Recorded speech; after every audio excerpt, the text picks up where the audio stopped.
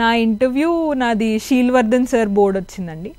So నాది first I was first అయితే నేను నాది ఆఫ్టర్నూన్ సెషన్లో ఇంటర్వ్యూ ఉండింది. ఫస్ట్ టైం ఇంటర్వ్యూ కాబట్టి కొంచెం నర్వస్గా ఉండాను.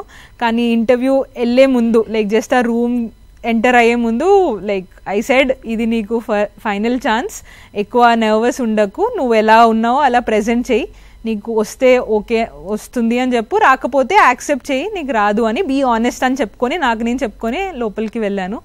అండ్ ఓవరాల్గా వాళ్ళు నన్ను ఇంటర్నేషనల్ అఫైర్స్ గురించి అడిగారు.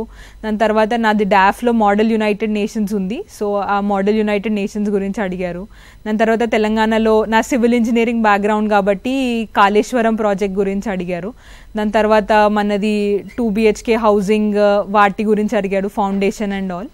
దాని తర్వాత నేను యూఎస్లో ఇంటర్న్షిప్ అవన్నీ చేశాను కాబట్టి ఐవీ లీగ్ కాలేజెస్ అని ఉంటాయి అక్కడ, సో అలా దాని గురించి ఐవీ లీగ్ కాలేజెస్ గురించి అడిగారు, కొన్ని ఎగ్జాంపుల్స్ ఇవ్వమన్నారు.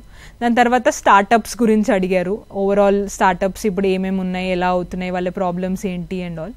దాని తర్వాత more United nations security council, United nation general assembly, వీటి మీద కొంచెం ఎక్కువ వెళ్ళారు. ఎందుకంటే మనము ఒక డాఫ్ ఫామ్ అని ఫిల్ చేస్తాము ఇంటర్వ్యూ ముందు, సో దానిలో నాది మోడల్ యునైటెడ్ నేషన్స్ నేను చిన్నప్పుడు పార్టిసిపేట్ చేశానని ఉంది కాబట్టి దాని మీద కొంచెం డీటెయిల్గా అడిగారు.